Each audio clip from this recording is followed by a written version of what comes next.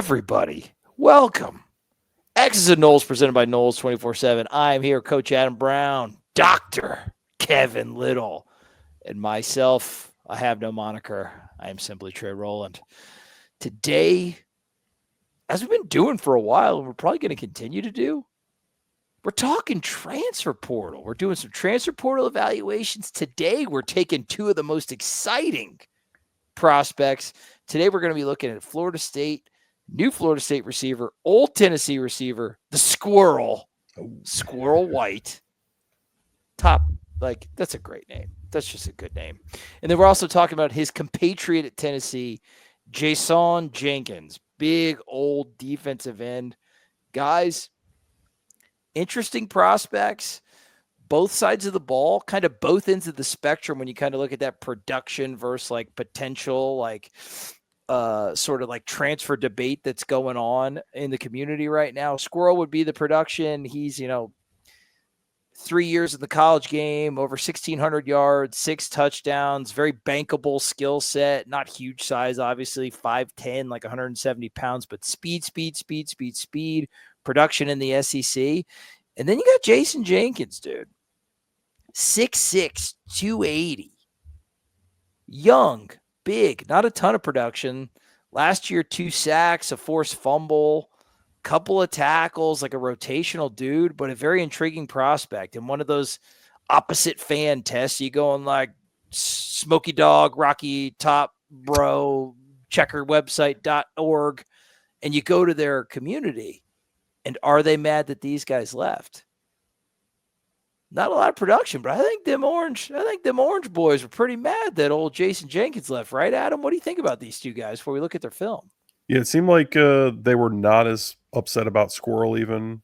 And I think that's somewhat, maybe they have some bodies at receiver that they're confident they can fill his shoes. But Jenkins, it seemed like they were pretty upset about. I mean, I can't say I spent a lot of time on Rocky Top, Southern Tennessee, Checkerbro.fan. Yeah, .net, whatever. Earthlink, all those things. Yeah, I can't say I spent a lot of time there, but maybe I've perused by a couple times just to get the pulse of the Tennessee fan base. And yeah, I guess there was some noise. They were pretty disappointed to lose Jenkins, and it seemed like some maybe more aggressive portal schools were after him as well, and you were able to get the job done and get him in the fold. And I think it's a good upside body. We'll look at him on tape.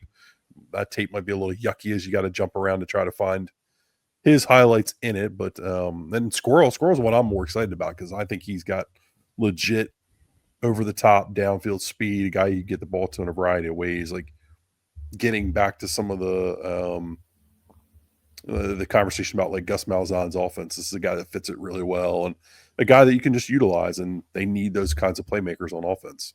Pretty nasty, not thunder and lightning combo, but definitely maybe Danny DeVito, Schwarzenegger twins situation with a Deuce, the Deuce Robinson Squirrel White pairing, very interesting, right? Yeah, we'll go with the Schwarzenegger twins.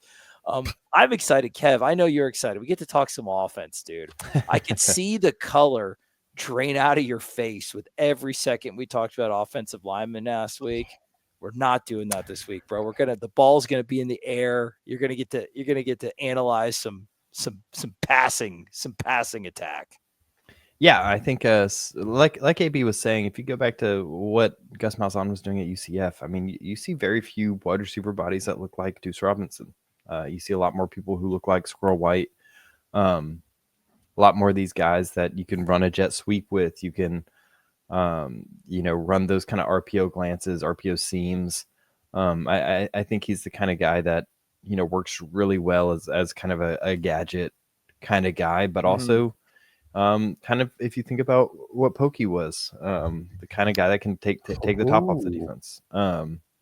So I think that both these guys kind of represent wants from where FSU was sitting in the portal before they grabbed them. They represent guys that kind of fit a niche that I don't think was required to build a solid roster, but I think complements the new coordinators in very specific ways. We just talked about Squirrel White, but Jenkins, I think we're going to see he's more of that true, odd front defensive end. He's a little bit bigger of a body than, a traditional like Jared Verse would be, or even James Williams, who's more of a rush end as it stands right now, and might need to put on a little bit of weight to be a true like every down defensive end. This guy's a guy that has more experience in this role, and I think both of these guys really complement the other players you brought in the portal, as along with being good players themselves. So I'm excited to watch the film. That's a good point, man. It'd be one thing if these were the first guys at their position that you got out of the portal, but them being the second guys to complement Nebraska defensive end James Williams and USC wide receiver Deuce Robinson, fun, nice pairing, different skill sets, very complimentary, like you said. And I think the approach in the portal was refreshing. From like, it looked like they had a competent idea and a competent team they were building. Like, not so much you had to squint your eyes last year with a lot of like potential and things like that. It's like, no, these guys actually do the things that Malzahn and Tony White want to do. Here you go. Let's take a look at the film. Who are we looking at first, Adam? We are going to take a look at Squirrel White. Just still a great name. Fun guy to play it on the video game too. Look at those splits, man. Yeah, I think we're going to see some of this stuff too, split wise. We definitely saw some of it when we looked at UCF from last year. That's him, right, Adam? Number 3. Yes, number 3. Let me get back. And it's funny because head coach of Tennessee was a former head coach of UCF, Josh Heupel. So he was the slot receiver in the slot, yeah. And I mean, they like to use him, trying to get him into space. A lot of kind of smoke screens, hot screens, sit downs. You can see his stuff. Legit speed is threatening. It's giving him a cushion, allow him to get open underneath. Yeah, they're working a little flood concept here, and he's got the ability to be constantly at full speed. There's not a lot of wasted movement. You see him here on a screen, so that probably looks a little familiar. We've seen Florida State get the ball out, and they've made a priority to go out and get bigger bodies. If you've been on Noles 24/7, heard Brendan and Dane reference the 9 wide receiver. They've gone out and gotten some tight ends in Randy Pittman and Biscuit. Guys that can be kind of point blockers for Squirrel White on some screens, maybe Jalen Lucas out there at screens, but getting back to maybe doing some of that triple option stuff that we know Mike Norvell loved in the earlier years with Jordan Travis as well. Yeah, with Tommy Castellanos at quarterback like that, some big guys on the outside with the perimeter. Deuce Robinson himself, a very, very good perimeter blocker. And those slot guys that you mentioned, Adam, like him and Jalen Lucas, man, like that's a tantalizing combo. So that's a good play, yeah. Yeah, you can see kind of what he does with space. He's got a crossing route. This is just a flood concept. I like he kind of settles this route down a little bit. He finds this space between the two backers and doesn't run himself into the back judge here. Yeah, but he does slow down. You can see him kind of trailing off here. Just a little bit. He's still moving at full. He's still moving, but he throttles it down just enough to give his quarterback a window to throw the ball into. Doesn't run himself out of the window, which is important. He doesn't run himself into defenders like all of our wide receivers did last year. Kev, what does it look like to see a wide receiver that actually has separation? Because we did not have any of that last year. Yeah, you can see how this kind of wide split complements his strengths. He's a fast guy. We haven't really seen him have to press his route running too much, but he doesn't have to. This space means that all he has to do is beat this linebacker across the middle, and it kind of complements his strengths. And like AB was saying, with how Malzahn was running his offense at UCF, at least, space was a big part of their passing game. This kind of over the middle, taking advantage of these shots. I mean, this is exactly what you're looking for out of him, and it's something he does well. I enjoy how quickly he's back to full speed here. Boom, back in full speed immediately. Like there's not a lot of slowdown in there. He is a super fast, explosive player. It's very fluid. He plays very fluid. Mm-hmm. Here's more of the screen looks.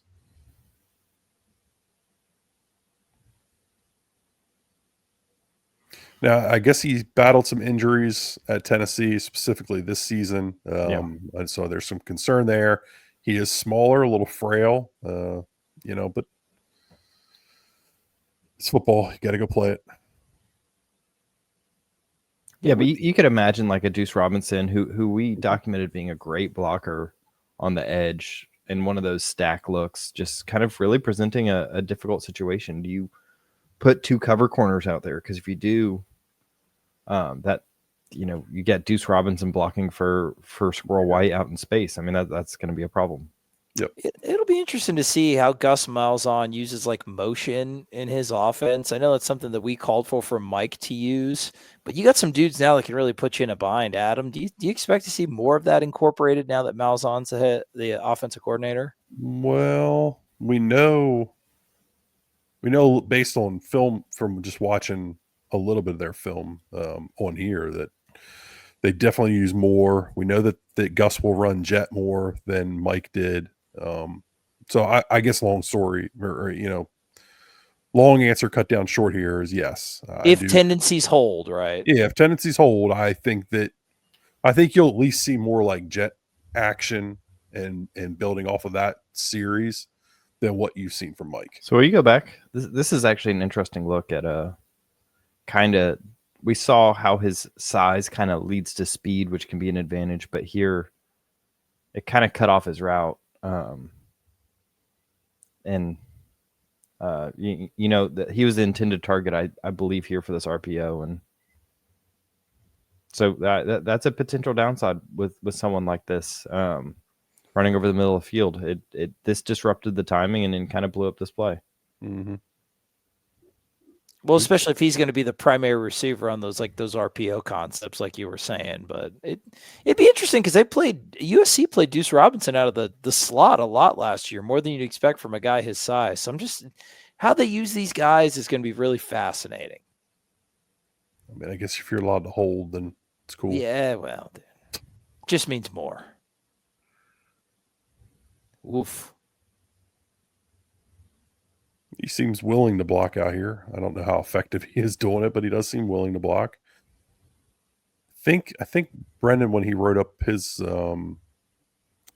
scouting report for Noles 24/7, I think he talked about his drop rate, but I don't recall what he had said about it. So I don't think it was great. I don't think it was a positive. I don't think it was a negative either, but it was something like at least be mindful of it. Mm-hmm. Yeah, that's one of the talking points from Tennessee fans is that he had a decent drop rate and his production dropped off significantly this year after injuries, and there's just a perception that that they had other guys to look at, but to be honest, I mean, just based off the two receptions you saw, that those might have equaled FSU's two best receptions of the year last year. I was going to say right now, Tennessee and Florida State fans, we're not living in the same kind of world when it comes to the quality of the teams over the past couple of years. But he's not in. No, he's pretty easy to spot. He's got the full leggings. Mm-hmm. I tell you what, too, though, a lot of that is like when you've got a guy who's been there for a while and he reached some heights and then kind of hit some, production didn't hold. Like this, a lot of this stuff that he does is a lot harder to replace than I think people give it credit for. Yeah, he was very hyped going into the season too. So I mean, his year was kind of pedestrian.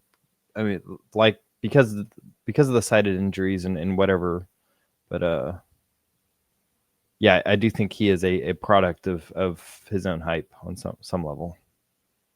Yeah, and we know all about that from last year. Example, some switch routes here. Dudes. That's a nice little comeback he runs. Yeah. He was open. Yeah, he probably should have gotten the ball, truthfully.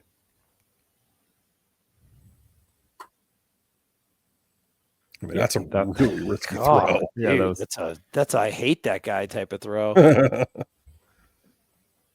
That's why, some of these stats and whatnot, There you go. So much space for him to turn and run around, man. Obviously, you got to respect that speed.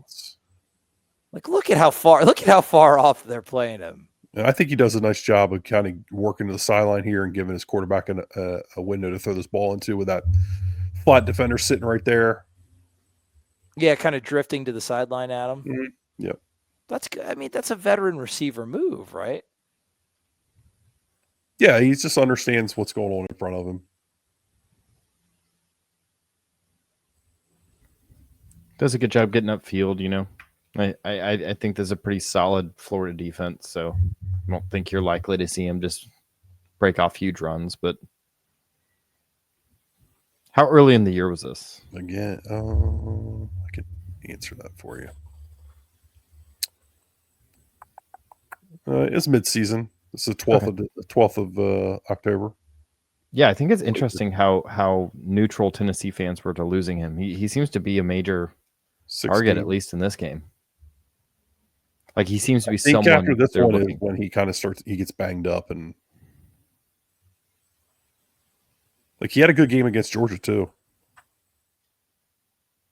A lot of routes over the middle. Yeah, I mean, that's how you want to use that speed. You want to spread them out, and you want to get them in space against a linebacker or even a safety. And they look to him again there. They're just kind of squatting on that crosser. A lot's been made from the fan base of the height of the quarterback transfer, Castellanos. Do you have any concerns going over the middle to like Squirrel White with Castellanos' height, or is that overblown? Go ahead, Kev. Yeah, I think that's a little bit overblown. I mean, okay. There's some advantages to being 6'5", but there's plenty of great college quarterbacks who can throw the ball over the middle of the field who are on the shorter side. The thing is, it's about pocket presence. It's about navigating your space. It's about finding windows to throw. It's about changing your arm slot. You know, go get it. You overthrow him. He's laid out for it. I mean, there's.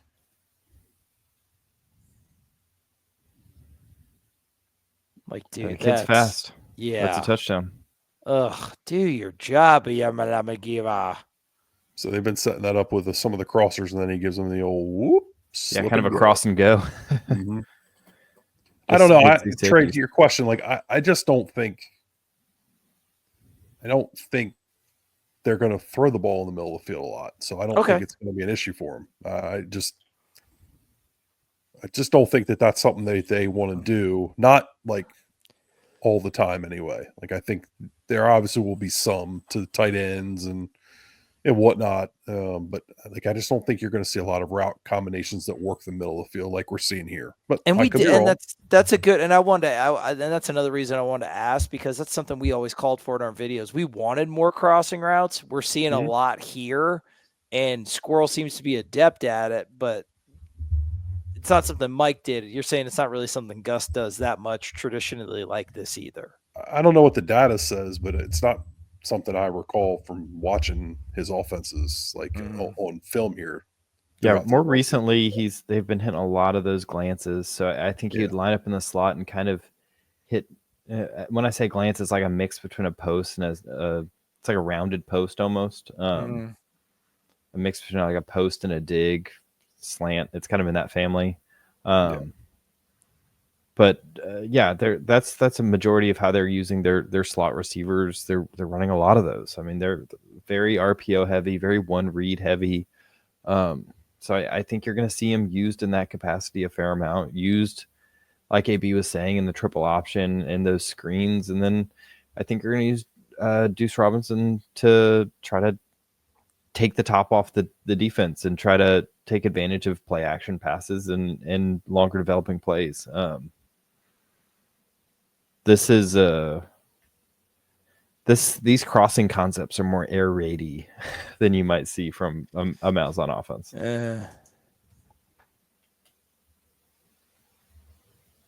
Holy mackerel, Tennessee!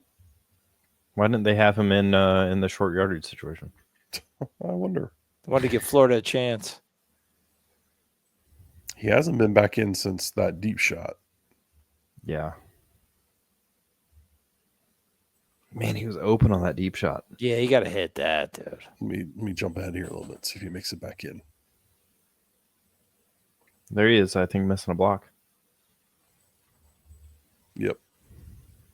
That's good. You got to analyze this too, especially with this FSU. is an area of concern, though. I mean, a guy that, there's just no effort there. I mean, you're going to want to run the football. You can't rely on that. No. Yeah, that's not good. So some legitimate downside there. Yeah, and that's something where, I mean, perimeter blocking short-circuited so many plays for Florida State last year that were there for the taking. Gonna have to clean that up. What, did Tennessee bench him after that? He's not out there. It's another series. Yeah. I was wondering the same thing.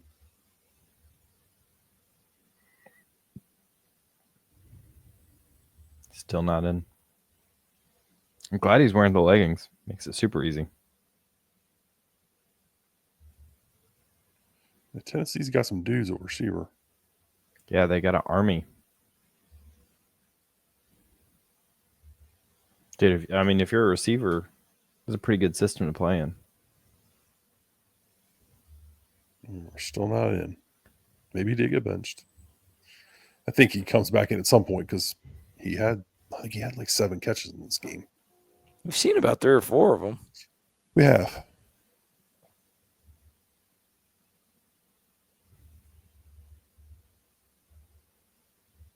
Definitely not going to see him down here. No. There he is. Running a bubble.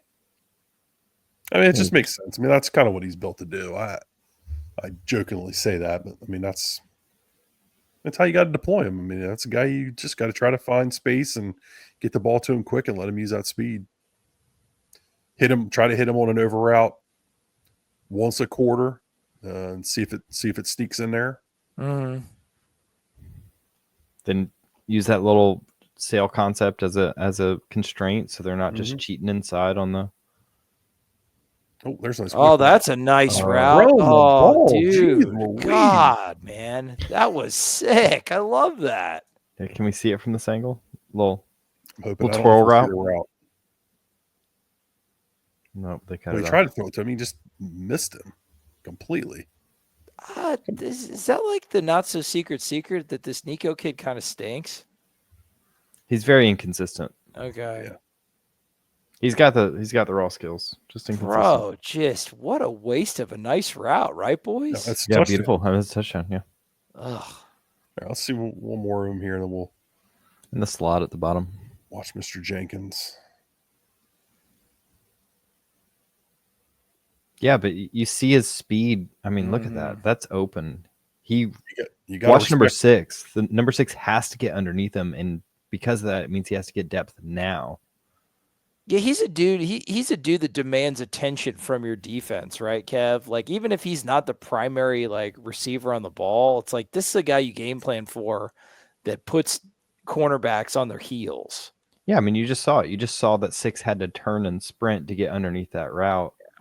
And it opened up what could have been a 10, 15-yard check down to the running back. And the Florida defensive lineman, I think, got his hand on it. But it was there. You can see how at every position on offense, if you have someone good enough that can get double-teamed, it just opens up other opportunities. Right. He's a guy that gets space for himself, but he can also get space for others, which is a stark contrast to just having no space in general at all last year. You just didn't have to respect anybody. You didn't have to drop in coverage to cover a wide receiver at Florida State last year. It was, yes. We had no respect at all.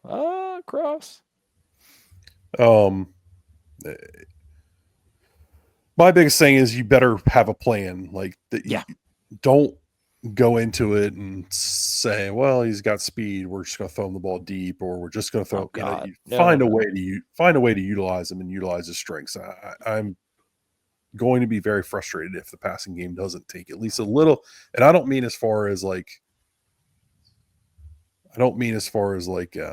numbers have got to explode through the roof and you got to throw for all these yards, but conceptually, the passing game needs to take a little bit of a step forward. Some stuff needs to make a little more sense as opposed to just trying to win one-on-one routes all the time.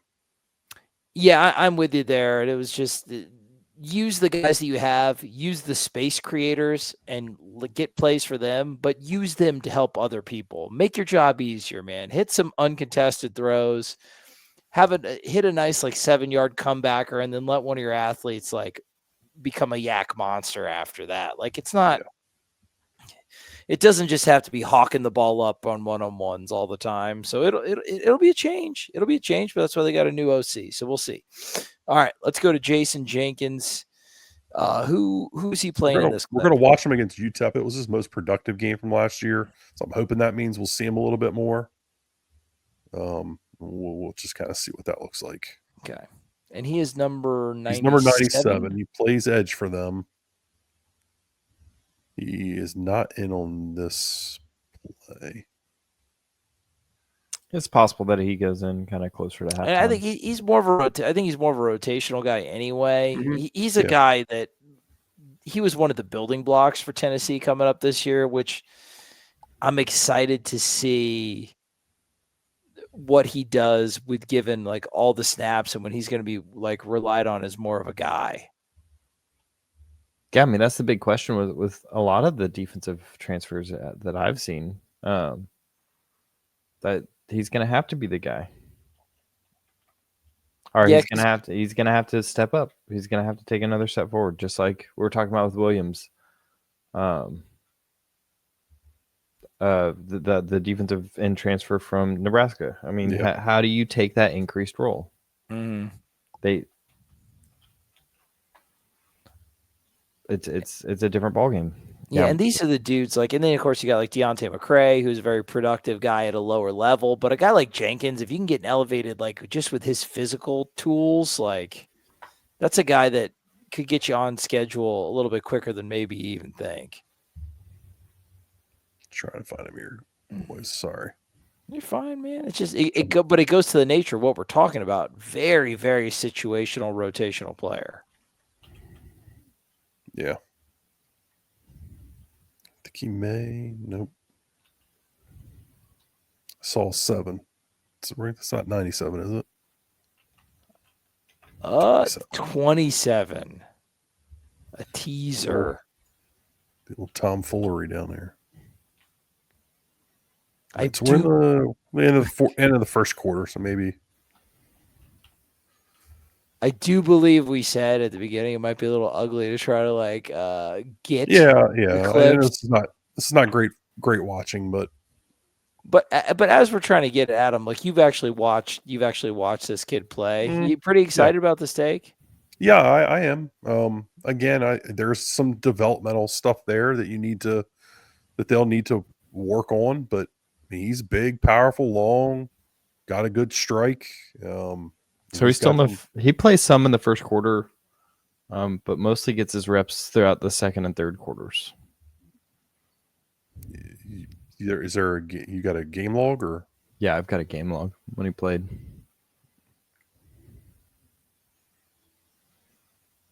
And when you saw like ability like to affect the passer at him, is he going to be like a run stopping? Yeah, no. Guy? I think he's a guy that can do them both. He's got some bursts. We saw him have a couple sacks last year.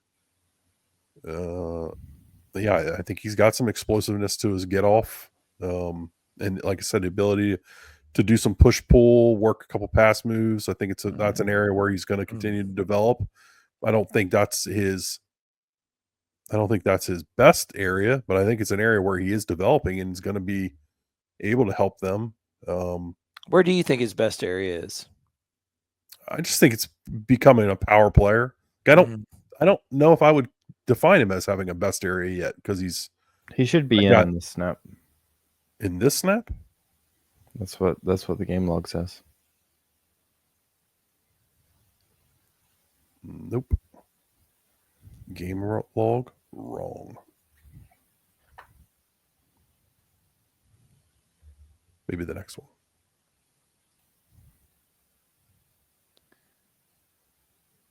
Is that him up top? Yeah, I think so. Yeah, that is. Okay. There we go. 97 sighting. Let's see. He's working the left tackle. So we're playing a 4-eye here. Again, I just think that there's there's some rawness to his hand usage here. Like he's not trying to gain control at all. He's trying to keep hands off of him, which is good. Mm-hmm. Yeah, but you can see kind of the raw athleticism here.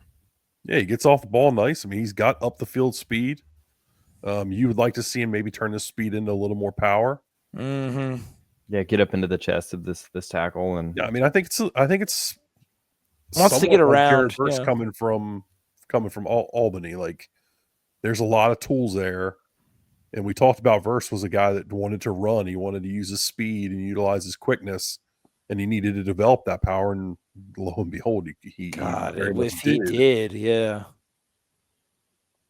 I think he's in again here. I think this is him. Yeah, with the back plate. Yeah, I think that's right. In a low 4-point stance, yeah. Oh, there he goes. He got into the chest a little bit. Yeah, you see him trying to work the long arm here. Look at that, dude. He was a second late off the jump. Just a little late off the ball. I mean, you can see the power. Mm-hmm.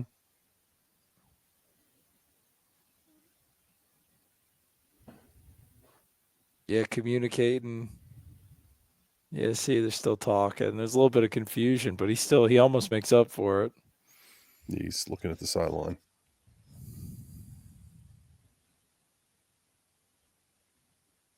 All right, so there. Oh, nice, look at that extension, right? Yep. So you see his length, which is good. He keeps that tackle off of him. So he doesn't come back in this drive. Okay. There's a wicked bull rush. It's like drive. It's a different drive, different series. So yeah. No, that's what I'm saying. He comes in minute 34 left. There's a wicked bull rush residing in that kid that I think could be unlocked. I think so. Let's see the timestamp here.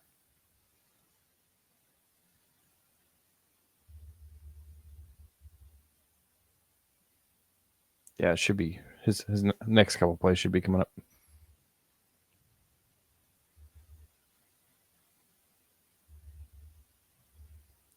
Here we go.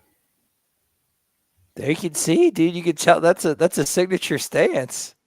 Yeah, I think they got to clean it up a little bit. I think he's a little too extended in that stance. I don't think he's up underneath of himself quite enough to be able to get out of it.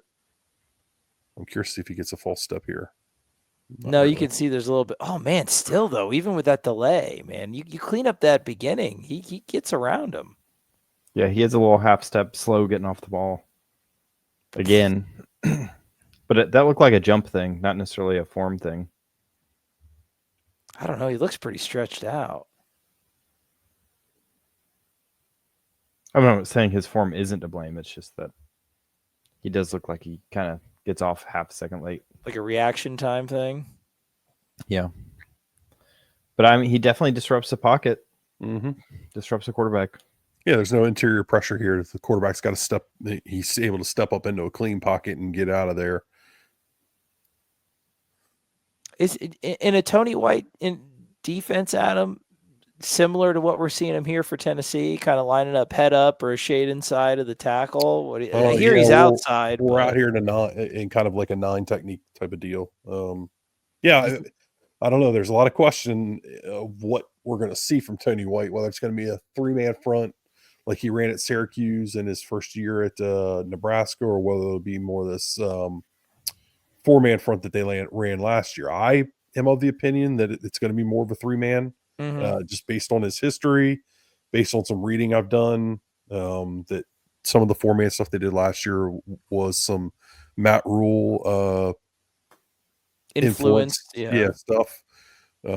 But the college football seems to be going that way, the 4-man front with the 3 high safeties. So we'll see if that's something they want to do based on the kind of the personnel they got also. I'm curious, but yeah, I mean, I think you're going to see him in this stance here and in this position here at times throughout the season next year. Playing like a wide 9? Mm-hmm. Yep. Okay. What do you think suits his game better, being more head up on the tackle or being in a spot like this? I think as his body develops, it's going to be as more of like a 4-eye, so like kind of inside shade of the tackle, but sure. We'll see. A lot of that's going to depend on how his body continues to develop. True, and that's why it's an interesting take too. Still TBD. One of the transfer portal takes that's still TBD, not like a Squirrel White who we just saw. Right. So he does a good job. You can kind of see, as opposed to like a Brian Burns who's like Gumby out here. You kind of see he's a little stiff as a bigger defensive end. He's not quite able to get his hips dropped and bend into this rush and get around this tackle. Yeah. So like, boom there. More athletic edge, is able to kind of lean into this, drop that near shoulder, and kind of run the hoop. If you've seen them working those drills in different times of practice. Here he's got to kind of hand fight. He's got to kind of get his body turned. That's okay. I mean, there's a lot of Jared Verse isn't a super bendy kind of guy either. So it plays. Yeah, he should be in the next two reps as well. All right. I appreciate Kev with the game chart. That is very helpful, Kev. It is. How come you never told us about this before, Kev? Yeah, Kev, what's going on, dude? Sneaker, privileged knowledge. Ooh. Oh, dude. All right. Here we go. Mr. Privilege. I guess it's Dr. Privilege. Yeah. Dr. Privilege. That's what they call me. All right. He's a little late kind of closing this down. You like to see him be a little more attached to the tackle.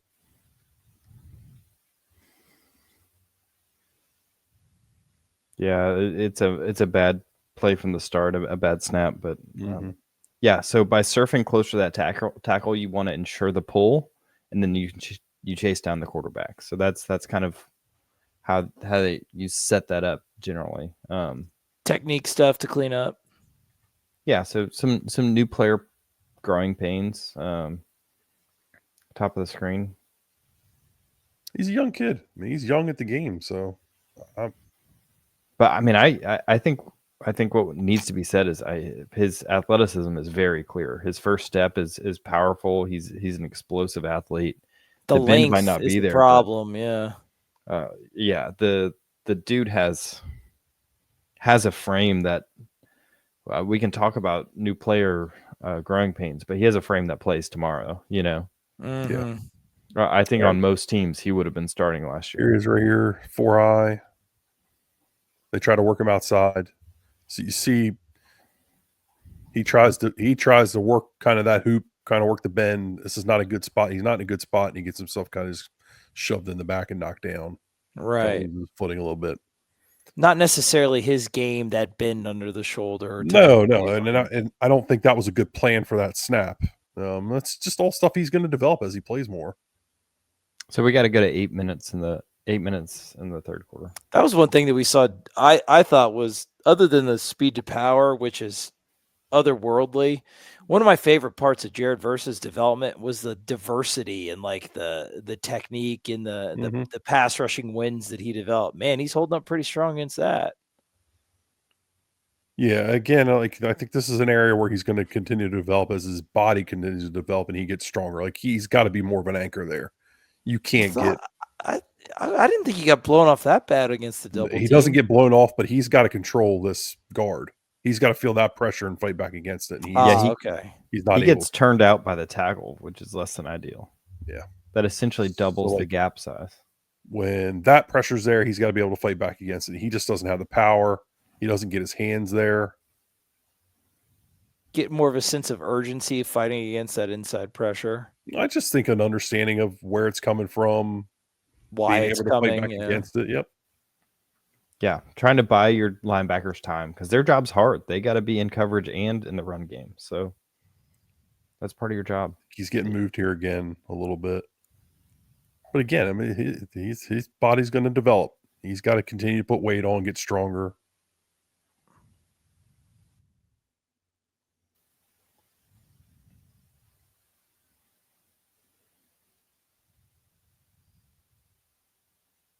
Oh, there we go. It's close. That's close. His pass rush looks good. If he could just get off the ball like a little quicker, there's still like that delay because he gets there. Like if they can clean that up.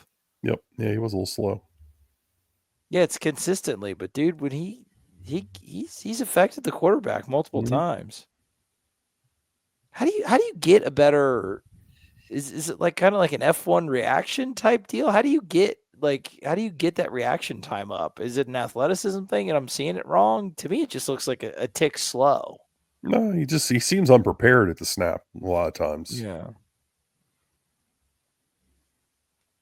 Yeah, I mean, I guess you just rep that and you hope it works itself out, because that's what I was saying earlier. I don't think it's that his first step is slow. I think he's literally just slow to take his first step. Right, yeah, because he's a very good athlete. Maybe that's just like an experience thing, like the game kind of slows down. I still think they got to get his feet up underneath him a little bit more. Yeah, I would agree. I don't think it's I think there's multiple things. I think there is a technique thing here with his stance, but I also think that what you were saying, that there's a feel for the game, a feel for that snap. Yeah, he clearly doesn't understand that timing of when the ball is coming out of the center's hand. Man, but when he does, dude, yeah. Here he's playing a 4-eye. Yeah, I think we're getting a good example of like all the good and the bad here.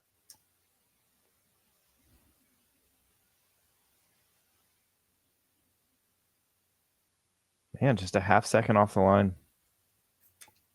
Yeah, it's a consistent thing. It's weird. Good extension.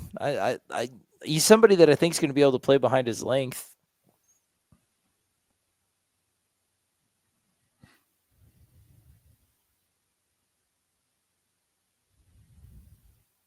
I thought he actually was a little better at that snap. This one looks a little better. So they're working him to the left here. He does a better job this time. Yep. Of using his hands. He's really just kind of a contained guy over there. Ball goes the other way. This is the last play from this drive. Maybe the last play for us. Oh, teaser. Oh, we'll see. If he's in next drive, maybe we'll watch another one. But sheds block there. Yeah. It gets off balance when he does it.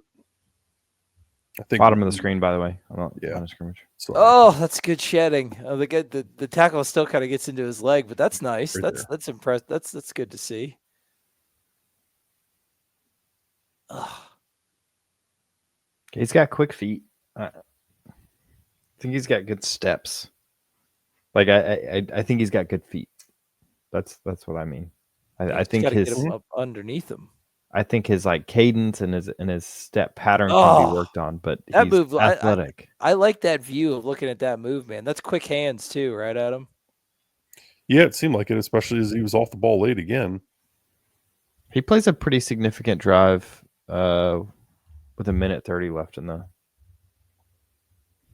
the third. In the third, okay. I think that's at fourth.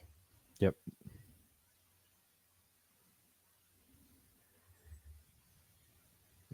Here he is. Again, he's just kind of a contained player. Ball's going away. Yeah.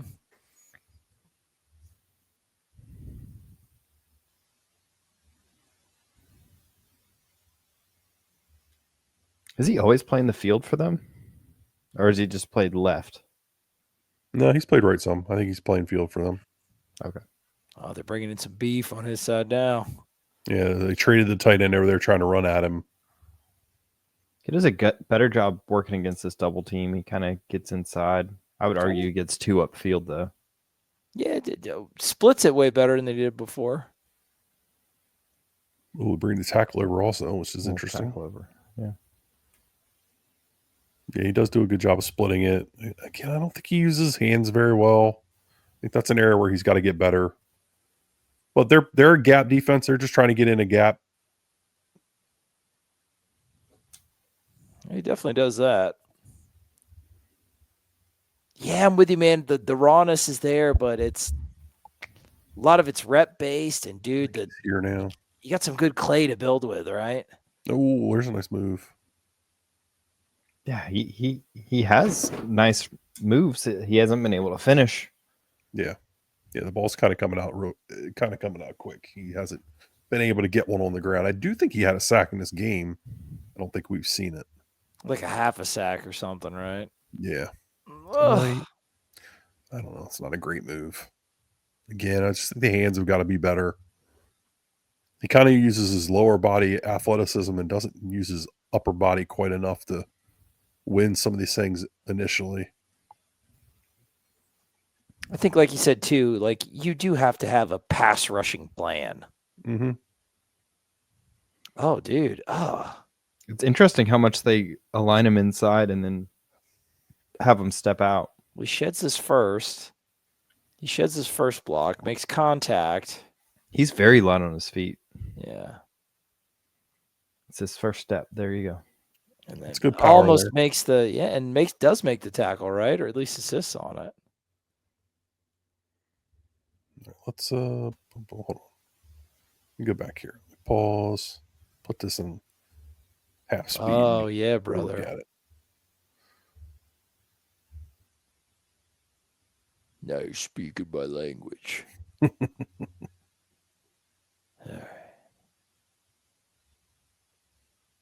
Half speed He's is gonna so pop much out. He's gonna take on the fullback, win that with power, shed, and go make the play. Well, a lot of stuff good. happening there, right? Yeah, looks good. Looks good. Good seeing him use his hands too. That's an area where I think they're going to want to get him better, is using his hands. Playing out wide. No, this might be the half. No, I was going to say this might be the half sack. Not quite. Let's see here.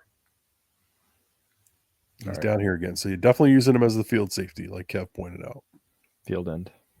Yes. Jesus. Field safety. That'd be interesting. That'd be fun. Get him in there. Get him back. He's got good feet. Ball's away from him here. Let's see him. Yeah, I think that's his last rep. All right. Okay. Postmortem. Adam, what do you think? I mean, I think the film, it's interesting for both these dudes. Very self-explanatory in its own ways. With Squirrel White, defined skill set, veteran production. There's a few really smart ways to deploy him. They really need to deploy him in those ways, and it'll be a benefit for not just him, but for everybody else on offense. Yeah. For Jenkins, it's a little bit more muddy because he's got potential in front of him. But assuming he can get some of that stuff cleaned up, it's not like some of the potential takes that we saw like last year, like the transfer takes that we saw based on potential. You don't have to squint your eyes like full Jameis style to like see a competent player there. Like Jenkins is somebody that he's gonna affect the rotation immediately. I think. I think there's like legitimate upside. You're not banking on like. I don't know. I felt like last year in the transfer portal, you spent a lot of your time saying, okay, well, we evaluated this kid in high school and we thought he looked good then. Yes. Like, okay, no, he's got 2 years at Tennessee or however long he's been there. And we've seen this. I think it's been 2 years. And we've seen this out of him. And we think we can take him to this level with his skill set and what we're going to ask him to do. And I think that that's a better and a more healthy way of going about finding younger prospects and bringing them in the projection types. Mm-hmm. Whereas Squirrel White is a guy that's got proven production at Tennessee. I'm not saying it's been elite production, but he's got proven production that fits your system really well. And I think that that's really valuable for them. So I agree. It feels like with these two takes, they've gone away from what bit them in the ass last year and went to a more stable, healthy way of evaluating prospects and evaluating getting guys into their program.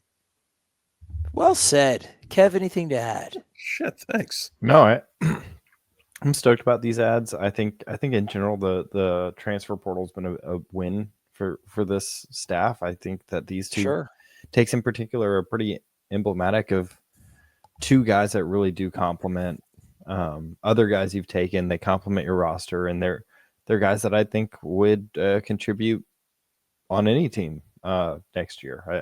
I genuinely think these are two guys that you'd be hard pressed to find programs where they wouldn't get significant snaps. And I think those are two guys that you got to be excited about bringing into a 2-win football team. Well said again. Just well said on both sides. I've got nothing else to say, especially not that well. So I'm just going to end this program. Guys, thank you so much for your time. There's still more transfer portal guys to go over. There's potential ways to utilize. What do we think the offense is going to look like? What do we think the defense is going to look like? Spring football's coming right around the corner. Subscribe to this channel. Subscribe to the Noles 24/7 YouTube. And for God's sake, if you're not on Noles247.com, brother, you're missing out. Yeah, what if Antonio Cromartie's like 37 kids just committed this week and you missed it, you fool? Quit missing stuff, man. Get on Noles247.com. Adam is chilling for his people. You can listen to him do that on the message board as well. Go to Noles247.com. We'll be there. We'll be here with you. We cannot wait. Thank you for watching. We love what we do, and we couldn't do it without you. So just do a couple other things for me. Keep chopping. Like the video. Yeah, like, subscribe, and then also keep chopping.